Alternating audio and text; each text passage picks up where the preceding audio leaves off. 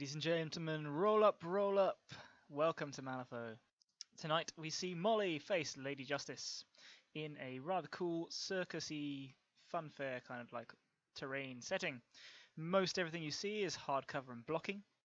These big signpost things are soft cover because we can see each other's shins to shoot. And then we've got these little obstacles which are severe terrain, height 1. The sides of these stands are climbable, and I think the top level is calling height 2. I lose deployment and set up first. And I've got the carrion effigy, Philip and the Nanny with haunting cries, a rogue necromancy, Molly with forgotten life, the carrion emissary with Molly's conflux, because why not, rogue necromancy, and a Kruligan. Facing off against us, the dreaded Hiddlefon has got a monster hunter, a Thalarian queller, the brutal effigy, goodness knows what that is. I think it's a guild investigator, Francisco, with Numbs of the World and Hermanas de Armas, and he's standing a bit impolitely close to Lady Justice herself, over here under his arch. And she's got her a badge of office and the sword fighter upgrade, which is pretty dandy. Then we've got the jury with a debt to the guild. And finally another monster hunter who just happens to look like Santiago. So the models I packed to bring to this game were really based on a Killjoy bomb, and when I saw the strats and schemes I just thought that would be a terrible idea. Backup plan was going to be like a lure spam, and when I saw the table I then kind of went off that idea as well. In hindsight looking at this, maybe it wouldn't have been too terrible. But I was thinking basically there's so much cover he can hide the juicy targets that I'd want to go to. And knowing how he likes to play a killy game, I'm probably just doing him a favour by pulling them towards me anyway. So what I chose was really just cobbled together out of models I felt like playing. I love my Rogue Necros. Philip's card draw is great. The Emissary came along mostly because he was part of my lure idea, and I kind of got him out. But I figured his shards would be able to use. I would be able to use the shards to kind of block areas of this central zone, and try to restrict the guild's movement and kind of break apart their formation a bit. Not to mention, I've started to think that activations are pretty important for Molly, and having those extra zombies out to help with that, I thought would go would be quite good. I've rounded things out with some cheap models. The carrion effigy is pretty tough. Can allow Molly to heal potentially, and can drop ski markers on the first turn. Unlike my Kruligan, which can't because of frickin' what's it called, Back to the Shadows or something. I really wish they didn't have that ability, as I'd much rather be able to drop ski markers in the first turn. So as it turns out, I've gone for some quite big chunky models, which I can see his crew are going to have no problem in chewing through. So I'm going to try to hang back, make him come to me, perhaps shoot some stuff on the way in, at least score some 1 or 2 points of the strategy before he reaches my lines, and then hope that they will, hope or engineer I should say, that certain elements of the guild force reach me at different times so I can take them out piece by piece. I really hated the strategy and scheme pool, the scheme pool, as I just don't see a good way to do them. Eliminate the leadership, yeah, I mean I've got the Rogue Necros, they hit pretty hard, Carrion as well. Molly's not too bad herself and can summon punk zombies. I can definitely kill stuff. But I've faced this opponent enough times now to know how well he bubble wraps his master, and I tend to find I only ever get like one attack in like the entire game, and I just didn't fancy my chances. I've pretty much got no vendetta targets. Philip and the Nanny are not going to go into combat against Francisco, if I can help it, and they certainly won't be killing him. Search the ruins. I've played this game enough to know that I'm not going to be alive at the end of the game to drop those markers. Really difficult to perform schemes. Molly really should be good at the hold up the forces, so I think that's probably the right choice. The inescapable trap requires dropping ski markers, and I should have learnt from the previous game that dropping ski markers against Hiddlefon's guild is a really bad idea, or at least dangerous. But if I'm in the business of trying to get people, or trying to get hold up their forces going, and it's good for Molly anyway because I can get some good punk zombie summonings if my opponent bunches up, I might as well be trying to capitalise that on drop of markers at the same time. I did figure that the kind of the terrain forces a lot of bottlenecks, and so although those schemes are pretty difficult, I think against crews that like Guild can take on other models more or less one-on-one and don't really need so much support, and I don't have any lures or pushes to force them into those positions, the terrain I felt would favour those schemes. So yeah, I kind of hate my chances going into this, but it's the first game I've played in a good while, and I'm really looking forward to pushing some plastic around and talking some shit. So let's see how it goes. And I mean, here we get to talking about schemes. I really didn't know what to do for this. I've got the hitting power to potentially do Exterminate the Leadership, but I know how well my opponent likes to bubble wrap his master, and in the games we've played against him, I very rarely get more than, just a couple of little plinky shots. And given I'm pretty sure he's going to be going after my master, I'd rather play something more of an avoidance game. Vendetta I can't do because of the way I've chosen my crew and the models he's chosen for his, and my crew is particularly weak if he chooses that as a scheme because he's got lots of game, lots of options to choose as the target, and so it's not very easy for me to guess which one he's going to pick. And yeah, basically I just decided to give another go at hold up the forces and that whatever that trap thing, blanking on the name of the scheme at the moment. Give them a go again. That went horribly for me in the other game I've played with trying them out. I don't reckon they're a good take against Guild in general, because Guild tends to have more elite, self-sufficient models that can pretty much take most other factions' models one-on-one and don't have to really gang up. So really, I hate my chances, but this is the first game I've played in a while, and I'm really looking forward to giving it a go. So let's see how we do. Turn 1, pretty blurry hand, good start. I get forced to go first and just move around dropping markers. The Guild then is doing some interesting shuffling. Basically the effigy's gone, just moved up a little bit, put Fear Not the Sword on Lady Justice. This guy has gone frickin' miles. When the Brutal dropped a scheme marker, he was able to push something, it might have been himself, up a little bit further.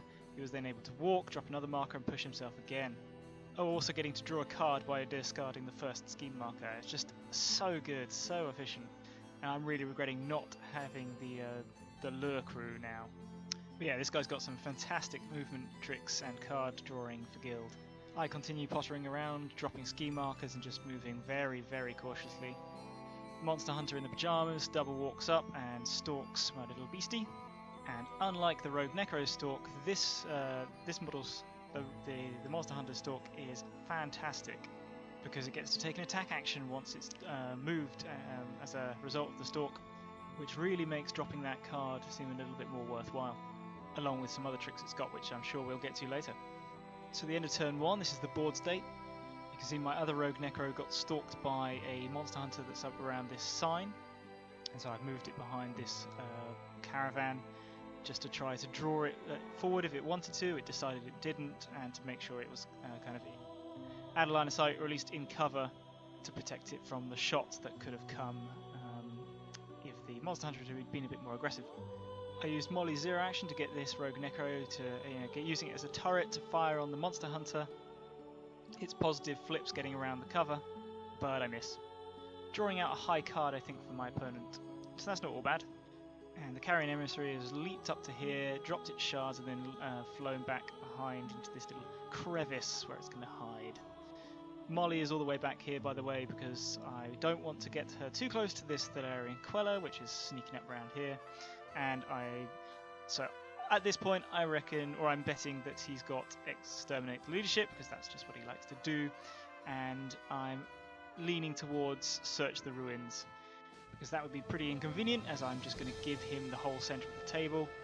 But it's fine, because Philip is going to be lurking here and be able to run up in the late turns. The main goal at this point is to try to deal with some of his big hitting models. And they're certainly steaming forwards. So Francisco has given Lady Justice El Mayor, and has pulled her forwards. I forget what his ability is, but he can do that. So yeah, she's stomping her way across the table. No fear. Oh shit, that's such a bad picture. Sorry guys. So yeah, turn 2 is going to start out pretty tense, and I thought this positioning was really quite interesting. So we've got Lady Justice really far forward and exposed, except she's not, because I don't really have a lot I can do to her, and she has got a lot of options in what she can do in return. Basically, it was crucial that he was able to activate last and capitalise on this, and the essence is I've split up my rogue Necros, and if you think of their threat circles, it's kind of like this, and there's really not a lot that I'm threatening. On the other hand, Lady Justice, who can now jump through walls and do all this crazy shit, can leapfrog through my models, take out the emissary, maybe take out a rogue Necro, or go straight for Molly, which is my concern because I reckon I know what scheme he's got. So I've got to do something. Winning the initiative has allowed me to at least have a chance of putting this onto my terms. But pretty much whatever I do, I'm going to waste some AP moving into position. I could just run Molly the fuck away for the hills, and that leaves Justice to take apart my big guys kind of piece by piece. And as she's going to have El Mayor until Francisco goes, and there's no chance of him going anytime soon, she's about as safe from Retribution as she can be. I could have maybe moved Molly and got her to take some shots on Justice, maybe slow her or something. Then she could move the rogue Necro into position so that it could shoot or charge or something like that. Shooting is probably a waste of time given El Mayor. Charging would then put him in danger of being gotten by the rest of the guild crew, so I'd lose whatever I'd sent out that way. And Molly would still very much be within slicing range. The combination of El Mayor and Justice now being able to escape combat so easily is just really annoying. Not to mention any movement on my rogue necromancers will allow him to have stalk options from his hunters. So I decided to go with the emissary and make a sacrificial lamb to try to put some damage onto the guild and disrupt their movement towards me. So I fly him over Justice's head and Rotten Rend Francisco, getting the moderate to blast onto the guild enforcer, which was excellent. I cheat to get the trigger to do it again, and unfortunately don't get a blast this time on Francisco, and he soulstones and prevents all the damage. But still, that was pretty good. 1 damage on Francisco in the end, 2 soulstones taken out, and 3 damage on the investigator. It was pretty nice. I was quite happy with that. Hopefully what this will do is now bring the guild all flocking to him. I'm gonna lose him, but that will bring the guild all into one place, so Molly can then start summoning some nice punk zombies. I should be able to get a model in there to hold up their forces, and perhaps I could even get a scheme marker in there somehow. So the emissary is taking one for the team, and not to make it too easy for the guild, I also put down some more markers, which has stopped Frank from getting a straight up charge and block this guy's pushing around douchebaggery, or at least waste some AP. The guild respond well. The investigator picks up the old marker, getting a card, drops another marker, pushing Frank around my shards, and then walks out over here to claim this quarter. I think there was a little plan going on where the effigy could drop a marker and help push Frank around a little bit more, but I think he decided that holding the quarter was more important. I put my zombie up to just stand in front of Frank, make him waste AP on his way to my emissary. I'm certain it's not going to survive, but you never know your luck. Because I'm such a pro at this game, I think at this point that Frank doesn't have that ability where he teleports and pushes stuff around. I think it's on an upgrade that he doesn't have. I'm wrong, and we're going to find out that quite soon. The Thalarian Queller has moved out and put my Rogue Necromancy on negatives, making it difficult for me now to shoot his monster hunter who's in cover, and if I move out to try to get the nice juicy shot on, or it would be a shot on the Thalarian, then his monster hunter will be able to get in and get some extra attacks. I'm still hanging back as much as I can, trying to waste activations, so my little effigy's gone, dropped a marker and just moved up behind the caravan, trying to kind of sneak around past the hunter, or get into position to run in and drop a marker or stand between them if he can. And also he might be a bit tempting for the hunter there, and it will take some heat off my rogue necromancy, so I like that. Philip's eating all the markers, getting me some good cards again, and that is really, really strong. Setting up that scheme marker buffet at the beginning allows me to just nibble extra cards into my hand in turn 2 and turn 3, and after that I start to run out of markers, and then Philip can run forwards and do more upfield stuff. But I was able to go in with the emissary, you know, use some quite big cards to get the stuff done, and now I've drawn some nice cards back into my hand. And my hand isn't depleted, so that if, you know, something goes in on Molly, I've got the cards to drop for her defensive trigger. It's really good. Philip is hard to leave behind.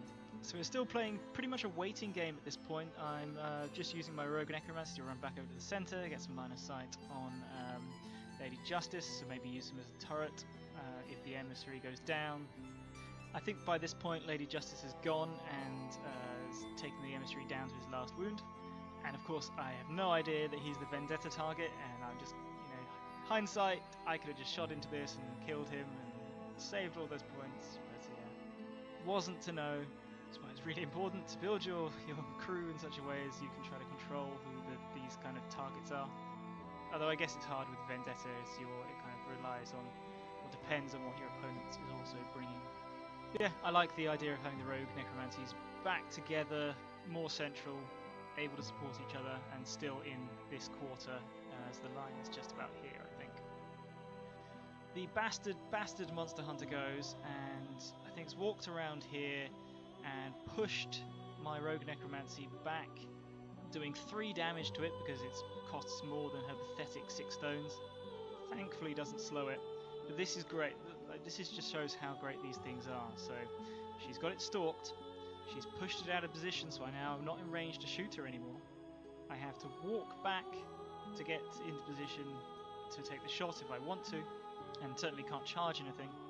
He's already put me on negatives and she's still in cover, so I'll be pretty much wasting that attack, and then she'll get to shoot me in response, or even just push me back again. Really, really good move, and yeah, just this thing is just so damn efficient. Especially as I'm doing reduced damage against her because I cost more soul stones. Ah! Oh yeah, but I've also got to move because now my Rogue Necro is on the line, so I've got to move him to be able to get into a scoring position for this quarter. As between these guys, I've got 12 stones in this quarter. He's got 6 and 6, 12 already blocking me. All he needs to do is just move Francisco in to claim it. So yeah, just super good move there. So I do move the Necro out. I put it in cover so that it will survive, or you know, it'll at least inhibit the return shot. I take a shot on negatives at the hunter, and I think I hit it. I think I do some damage to it actually. It then stalks out and shoots me back, or tries to push me away again. That's just so annoying that it can choose that attack. The push is definitely the attack you want to be using, but I managed to stop it, thankfully. I forget what else is happening on the guild side. Maybe the judges or jury has moved up around here somewhere. Molly goes. I think this is where I put the damage on. So I use this Rogue Necro who's not under the negatives condition as a turret. Shoot the hunter, put some damage on. Move up around over here. Counting up the points. I've basically seen that I'm going to lose this quarter with all the models you can potentially put in it. So I figure I want to get a little further away from Justice. Pull my guys together a bit more so we can support each other and try to take out one of these flankers and take some pressure off the left. So walk up over here with Molly into summoning range, summon the Punk Zombie, who is freaking mad, and he I don't think I compass. I think I use him as an extra activation, which was quite handy because my main goal is to try to get everything of his to activate before I put in my Kruligan. But yeah, the Punk Zombie severe damage as a death. And that makes me happy. So the reason why he was keeping my emissary alive, well, one of the many reasons, was so that he could cunningly use it as a stepping stone for Francisco to wade in, jumping up over here, pushing Lady Justice a little bit further forward, and they're not really doing a lot. The finishing blow comes from this monster hunter lurking back over here, who just casually pushes the emissary away, kills it with the damage that does, and he scores full points for Vendetta. Sigh. Of course it was going to be on the emissary. The silver lining is that I'm able to use the Kruligan to walk out of here, place a scheme marker, and then teleport to place between Lady Justice and Francisco, and score myself a point for hold up their forces at least. Although I can't get one for the strategy this turn, which is very sad. So we go to turn 3. It's 4-1. Things aren't going so well. But I managed to get the initiative again. Again, I think I had to stone for it. It doesn't come easy. but we can't complain at that, and so I use Molly before I lose her, and I've got a choice. Basically, I can use all her AP to just run the fuck away and play the hiding game, or do I look the devil in the eye and take the risk and try to stand and fight? And you know me, tactical finesse, not my strong suit, and so yeah, I decide to give it a go. So I'm a bit out of range. Molly has to walk up. She summons a punk zombie, getting it its all-important 2 wounds and putting damage, I think on 1 damage on Justice. Francisco passes his test. And then I can, I can still move Molly away, but I decide to try to keep her in the Black Blood range. I figure I've got 2 rogue necros watching her back. My goal here is to kill Francisco, but he's numb to the worlds, and so I don't really fancy wasting my attacks on him with Molly's final AP. So I take the risky shot. It would be great to knock some AP off Lady Justice. So we're on evens because she's still got El Mayor up, and I go for a Revelation. I don't try the Whisper attack because she's at willpower 9, and Lady Justice can get as many positive flips as she ever wants, and so it would just be a bit redundant. We duel to a draw, and on the damage flip I get the red Joker. So 6 damage and paralysed for you, Lady Justice, and he stones and I think prevents 3, but that's still pretty nice. I certainly can't complain and blame everything on my card luck this game. Super happy with that. I use Molly's 0 action to make the punk zombie attack Francisco and miss, and then I compass the punk zombie, thinking I'm going to flurry his ass, because I'm a little slow and my opponent kindly reminds me that that's a trait my punk zombie also shares. So he attacks Francisco and I think does like 2 damage, which I'm not even sure if he bothers to stone. So yeah, that was a little bit not quite as I'd intended. A better move might have been to use the 0 action to move this rogue necromancy up, and then accomplice and charge there, and charge Francisco there. That might have given me a better shot at taking him down.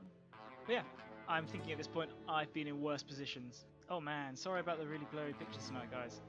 So basically, I think the little dude comes up and puts Finn up the sword on Lady Justice. I move a zombie to block this route, to force the monster hunter who's hiding behind this sign to probably go through this way or waste AP killing him.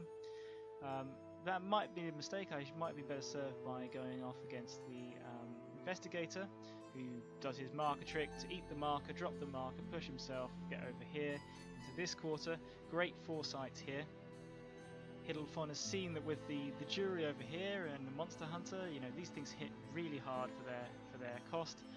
I don't have anything that can really threaten this side of the board, but I do have stuff over here that could potentially run, well, at least the effigy, my summon models don't count, could be running off into this quarter, and so he's tying this down with this guy. Really good move there. And my zombie is running off after him to try to do whatever he can do. And I learned from this that engaging the investigators is really important in terms of just putting a sock in their ridiculous movement and card drawing shenanigans that they basically get for free by dropping that marker if you leave them alone.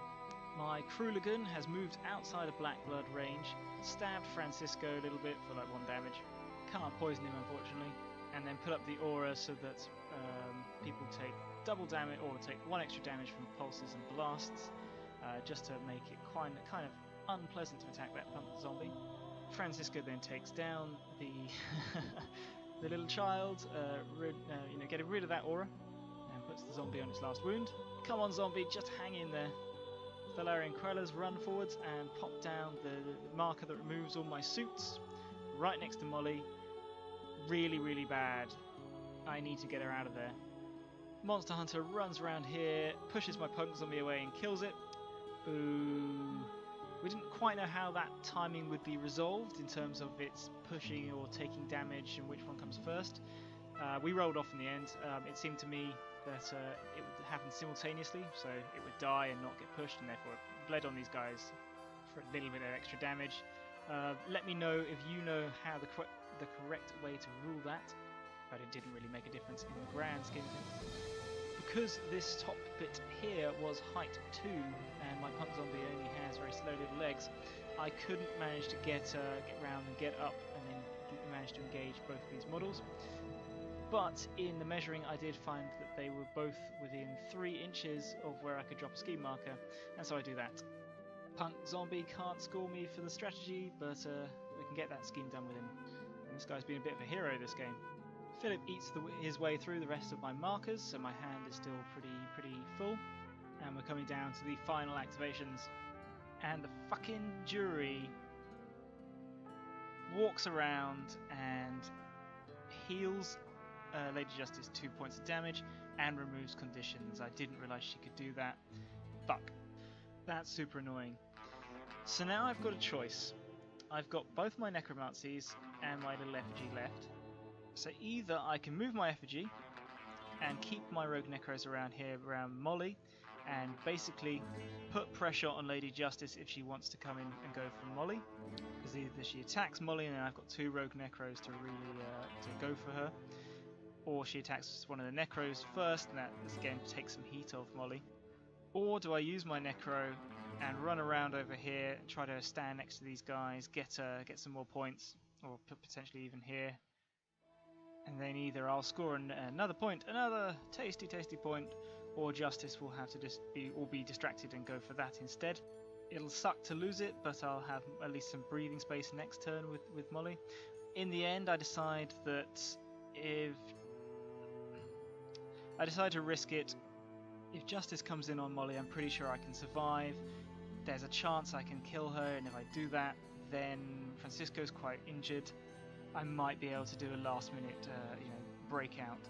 So I go with the effigy, just running him around into position. Really, maybe I could drop a scheme marker. Maybe I can run in and do something next turn. Maybe if he moves this guy out for some reason, I can grab the quarter. Justice somersaults in, staying out of wet black blood range of the necro, slices it down, backflips over the top. Says the name of this guy or whatever she does, basically gives her loads of positive flips against him, and the jury's given her masks built in, so she's got her auto riposte trigger as well. This necro decides to attack her because, you know, what else am I going to do? I have to kill her at this point. I think I managed to hit one, and she's out of soulstone, so she takes some damage, and he ripostes me the other, bringing me down to like 3 wounds left. Turn 4, the game's not going to last much longer. I think I get the initiative again, and it might be this time that I soulstoned. I definitely soulstoned to win 2 initiatives. I go with Molly, and basically, I don't reckon I can escape Justice's engagement. I think my best bet is just to try to take her down. It's really annoying that I couldn't get out of range of this thing, because it means I don't get my built-in defense trigger. I did think about putting one of the rogue necromancies to stand on it, but the marker doesn't need line of sight to do its effect, which is gay. Maybe it would have been worth walking away. I forget what the range of this thing is. Maybe it's 4 inches. Maybe I could get out of range. I wasn't sure. Basically, I felt my all-out attack was my best chance. So I revelation the shit out of Justice, do a little bit of damage. She survives. I think I do manage to slow her. Use my 0 to compel my rogue necromancy to put in a lick. I think Justice doesn't have that many wounds left, maybe 5 or so. So a couple of good hits from the rogue necro could bring her down. She's out of stones. She still does have that lead-lined coat or whatever that upgrade is. So it's not looking hugely likely. And then I Black Joker the attack. So she riposts and kills my rogue necro. And then as the shop's closing, we race through the last activations. Thalarian and Punk Zombie struggle over here in the corner. Jury comes in, removes Justice's slow and heals her up and all that good stuff. I move Philip as far as I can, trying to engage multiple models in the event of Molly's impending death. Francisco comes in, Black Joker's an attack on Molly, and it doesn't do a whole lot of damage. Justice unleashes, but I'm using my soul stones to get my trigger, dumping all my cards to reduce the damage to 1, so she's basically doing 1 damage each time. I use my High Crow on the last attack to make sure I get the trigger, and then soulstone away the damage, so he doesn't bring me below half wounds. Fighting to deny those points, and that's how we end the game. Because Molly survived, and I moved Philip into thinking that she wasn't, I've denied myself a point here. Good stuff. And because, you know, if we play turn 5, Molly is dead. She's one. Well, she's I think exactly on half wounds, something like that. There's just no way she's going to live. So I think my opponent definitely is going to get 3 points for exterminate the leadership. So basically, the final scores are: the guild scored 4 points for the strategy. Yeah, there's just nothing I can do about that anymore. 3 points for vendetta and 3 points for exterminate the leadership. The Resurrectionists scored no points for the strategy, 1 point for hold their forces, and 1 point for inescapable trap, making this game 10-2 to the guild. Shocking, I know. But hey, that was a really, really fun game. I really enjoyed that. Maybe because I haven't played Malifaux and I find Molly just super fun. Yeah, great fun. Let's do the autopsy. What went wrong? Well, I definitely can't blame my luck. My cards were fine. Philip was a big help in that, really keeping my hand quite full, pulling some really good cards in. I was able to win initiative. Oh my goodness, it's so nice to be able to win initiative against this guy. Didn't help that much, but the game would have ended much quicker had that not happened. Activation control was pretty important. Those little zombies were really helpful, and my opponent was bemoaning the fact that he couldn't use Nelly to just break the game. But hey, he was taking it easy on me playing Lady Justice, who I think this is like his second game. It's my second Molly game. Yeah, he quite clearly doesn't need all that Nelly filth to give me a good hard spanking. Thinking about my tactics, the hanging back strategy had its pros and cons. It was certainly giving the guild some frustration that they weren't able to get the easy early kills that they're accustomed to, and with their rather predictable schemes, it meant that they were forced to come forwards, and I've got some shooting, so they'll have to go through some crossfire potentially, and there's always a risk you'll end up overextending certain elements of your forces. As it was, I wasn't able to capitalise on shooting the guild. Mainly, I think, because I spread out my rogue necros, keeping them in cover. I should have just put them forwards, kept them kind of central to give them some decent firing lanes. The problem of this strategy was that it allowed the guild to take the initiative, come forward, take a large area of territory of the board, made it very difficult for me to make a sortie into his board half. But I think ultimately that was more a problem of the model choices I made. Leaping the emissary forward to his death, I didn't think it was a bad idea at the time. I like the idea of putting in, when you see opportunities like two models standing next to each other, they're really important. I think you got to go for them. Put that damage on when you can. And again, trying to disrupt his forces, keep the rest of the guild back, isolate Lady J so I can go in on her. The placement of my rogue necros again didn't allow me to capitalise on that. And of course, yeah, he would be the vendetta choice. That was pretty unfortunate. Ultimately, I felt this strat and scheme pool was not great for Molly, or at least the models I brought with me, and the very limited skill I have with her. The schemes I took potentially work quite well with Molly, especially hold up their forces, and I think I would do that again.